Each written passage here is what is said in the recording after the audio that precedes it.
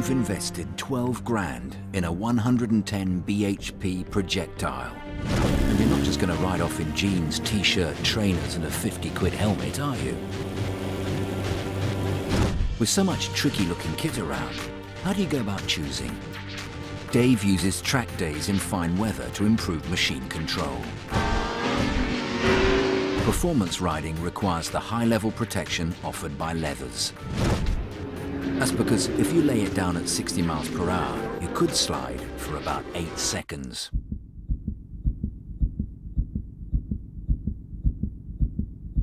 In that 8-second roll, the leather suit will save your skin with a couple of seconds to spare. Provided, and it's a big provided, it's made properly. Stitching is the first thing to go in a tumble, so it has to be double seam. The recommended thickness of anti-abrasion is 1.2 to 1.5 mil. A cheap 0.5 mil will just get you into a scrape. You need impact protection around vulnerable areas. Look for CE approval and large pieces of leather, as multi-seams can have weaknesses.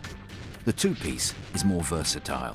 You can wear the jacket away from the road, but the zip's your weakest link. It can pull apart in a crash. Michelle uses her Blackbird to commute. Although man-made fabric kit doesn't have the impact protection of leather, it's more practical and offers a better protection from rain and cold. The choice comes down to conditions, machine, and riding.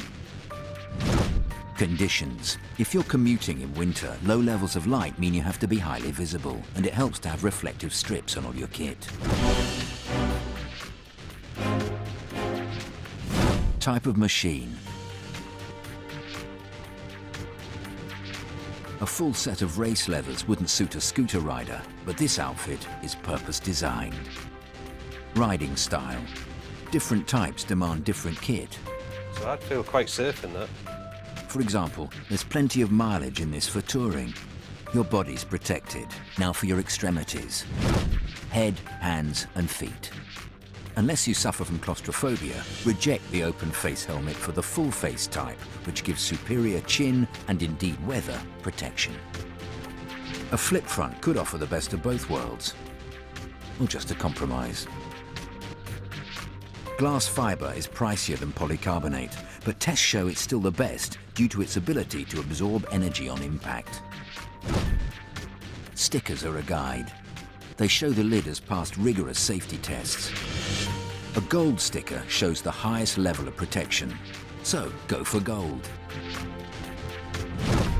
Thinking about checking your own lid now? If it's had any kind of knock, the real damage may be out of sight inside. Avoid borrowing or buying second-hand at car boot sales. What is that mint paint job hiding? Buy a new one, which is a good idea every few years anyway. The standards change all the time, and helmets have different lifespans. Buy the tightest fit that's comfortable. You don't want the helmet to fall off in a spill. To test, put your thumb here and try to pull the helmet forward off your head. Hands.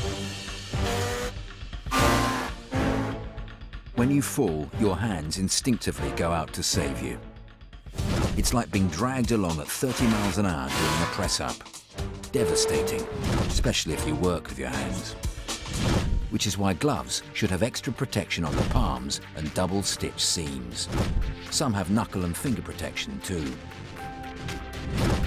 Feet. Ankles are very prone to injury, so there's no substitute for a strong pair of boots. Trainer-style boots aimed at scooter riders are now included in the range. Look for good all-round support with impact protection around the ankle. At the end of the day, it's a trade-off between comfort, protection, price and style. But be guided by the worst-case scenario, weigh up what you're worth, and buy the best you can afford.